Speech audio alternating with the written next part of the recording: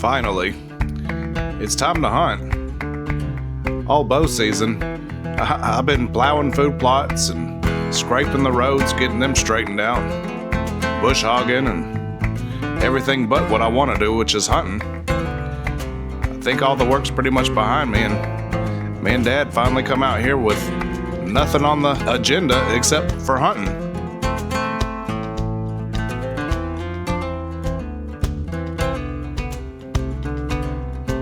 Me and Dad's made our way back to number 3, aka the fam stand. It's against my better judgment that we're hunting here this afternoon. I say that because the wind is blowing straight out into the food plot, right at our backs. But sometimes you gotta make that executive decision. This is a place where we have the most consistent big deer on camera. I'm not gonna pass up the opportunity just sitting and wait. Most of the big deer been coming out further on down the food plot anyways, and not coming close to the stand till after dark. I hope they come out far enough away that they're not afraid of us. I mean, who knows when the wind will be right, if it ever will be, and when it is, will those bucks still be around? I don't know, but they're already harassing does and chasing them around, so I don't think it'll be much longer before a lot of these bucks that been around won't be until post-rut.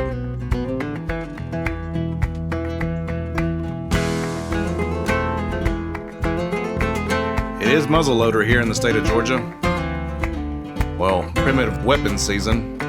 It's always the last week of bow season or the week right before rifle season, firearm season here in this state.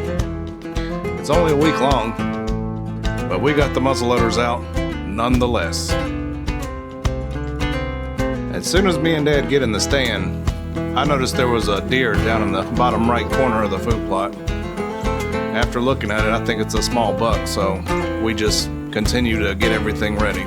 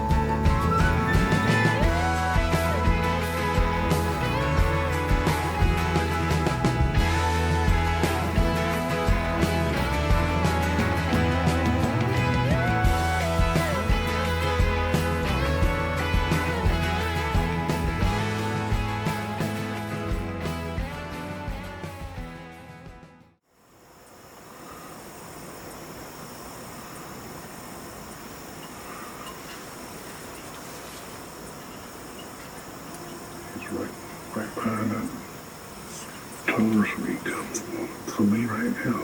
There's another one. That's a nicer 9-pointer.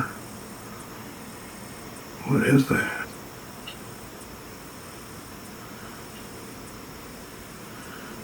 Oh my God. Got $2 just hanging out here. What the heck's going on?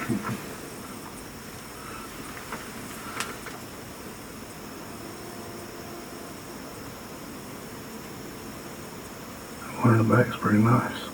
It's kind of weird looking.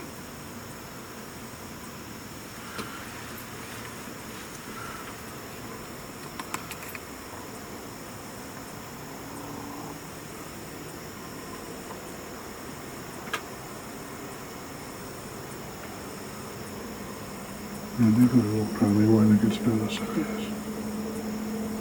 That's where they're getting to.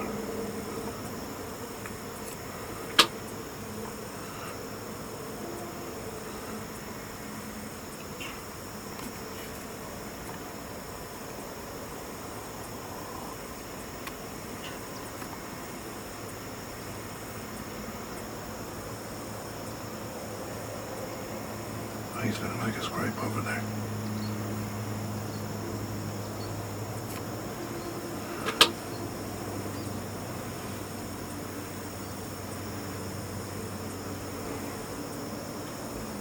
Yeah. I think he just saw some dust. I think he's just kicked up some dirt now.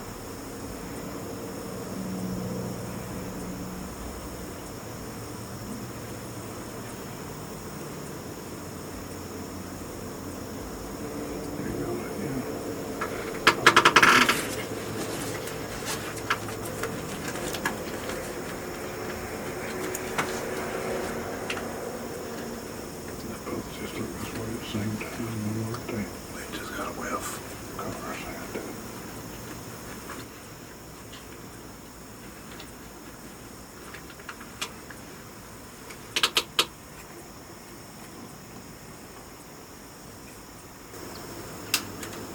The second one came out with a better deer than I had there. Well, they're just different. Okay. The one on the left actually would make the spread. But the one on the right has more interesting rack to me. Okay. That's what I meant by a little better. I meant that he had a more spread to it. Okay, you that brow with the cable is very close to it. I've seen deer do that before. Wonder where they are down there.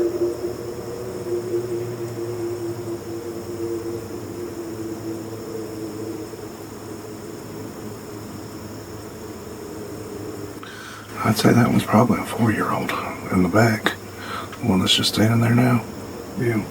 Looking at his body, I mean, he's ripped up. Yeah.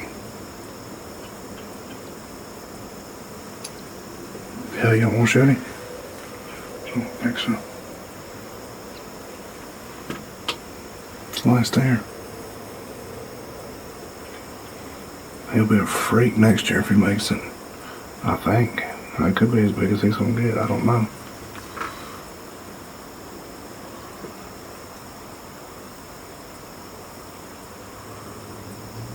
He's got almost a double main beam. That's a full-grown deer, Daddy. You sure you don't want to shoot that? It's kind of a 4-shot now, I guess. It's probably about 100 yards.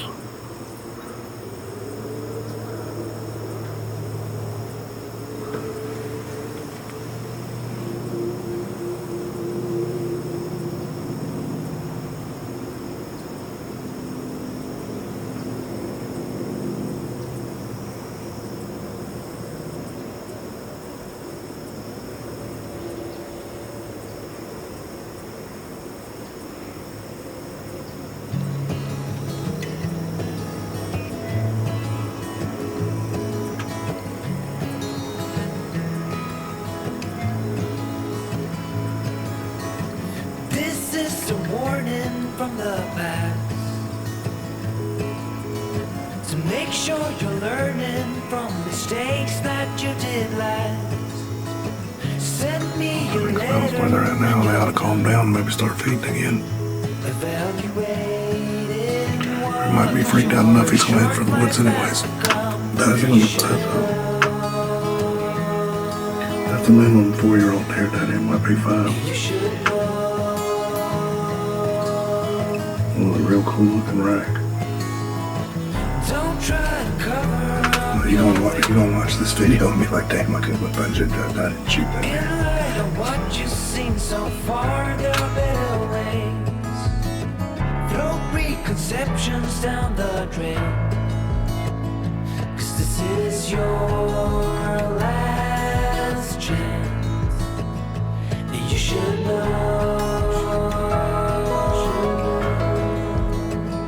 You should know.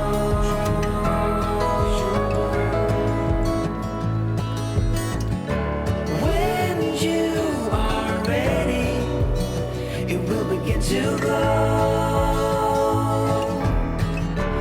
This time tomorrow, the future I will show. We watched these deer for probably around 15 minutes or so.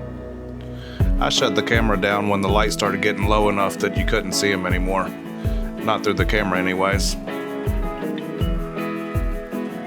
But me and Dad sat there talking about this deer the whole time, and I think at the end of that conversation, Dad decided that if we get the opportunity again, we're gonna try to lay hands on that deer. I sure would like to hold that crazy rack of his. I've never even seen a double main beam live in person.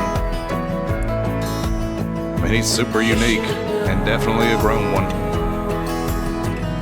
But this afternoon, we made that tough decision. A decision we can live with.